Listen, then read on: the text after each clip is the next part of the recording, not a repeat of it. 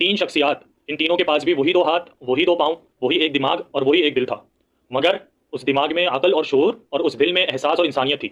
पहला ये शख्स जिसका नाम सलमान है, इसका गुल प्लाजा से किसी तरह का कोई ताल्लुक नहीं है, जो किया इंसानियत के लिए किया। बकौल गुल प्लाजा इंतजामिया ये पहले दिन से हमारे पास आ रहा था और हमसे कह रहा था कि मुझे अंदर जाने की इजाज़त दे दें, मुझे अंदर जाने दें, मैं अकेला सब कुछ कर लूँगा, लेकिन इसको मना करते रहे, नहीं जाने दिया। मगर जैसे ही इस शेर के बच्चे को मौका मिला, बगैर किसी सेफ्टी किट के सीढ़ियों से चढ़कर ऊपर गए ये सलमान भाई हमारे, और इन्होंने करीबन 100 से ज़ायद बाइक क्रेन के जरिए अकेले छत से नीचे उतरवाई। थर्ड फ्लोर से भी, थर्ड फ्लोर पे जाके, थर्ड फ्लोर पे जो बाइकें खड़ी थी उनको छत पर लेके जाते थे और अकेले खुद इस बंदे ने 100 से ज़ायद बाइक ऊपर से नीचे उतरवाई क्रेन के जरिए। यहाँ तक कि गरीब की ट्रॉली भी नहीं छोड़ी, जो शायद आपको स्क्रीन पर दिख रही हो। क्या ये मार्स से आया था? क्या जुपिटर से आया था? ये भी इंसान ही था ना? क्या ये इसकी जिम्मेदारी थी? मार्केट से इसका किसी तरह का कोई भी ताल्लुक नहीं था। जो किया इंसानियत के लिए किया, जो किया इंसान होने की वजह से किया।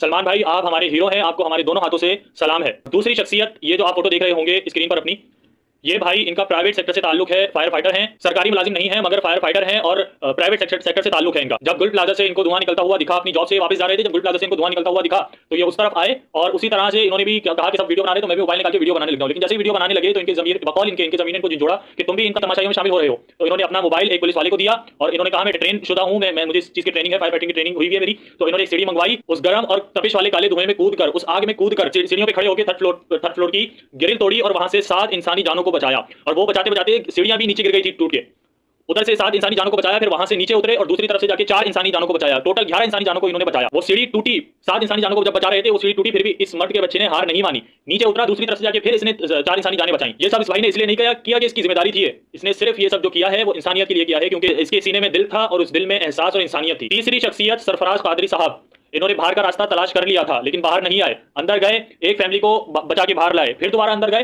फिर एक फैमिली को बचा के बाहर लाए, फिर दोबारा अंदर गए, मगर बाहर आई लेकिन इनकी वॉइस कि मैं चारों तरफ से घिर चुका हूं, अगर मुझसे कोई गलती कोताही हो गई हो तो मुझे माफ कर देना।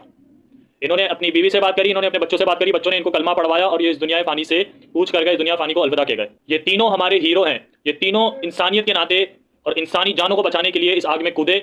2 जो अभी जिंदा हैं वो तो हमारे हीरो हैं, लेकिन इनका इंतकाल हो गया, ये भी हमारे हीरो हैं। और इस तरह के कितने लोग होंगे जो इस आग में कूदे होंगे सिर्फ इस वजह से कि इंसानी जानों को बचाया जा सके, वो हमारे लिए हीरो हैं, वो सारे के सारे। अगर जिनकी ये जिम्मेदारी थी उनका अंदर जाना नामुमकिन था तो ये तीनों कौन थे?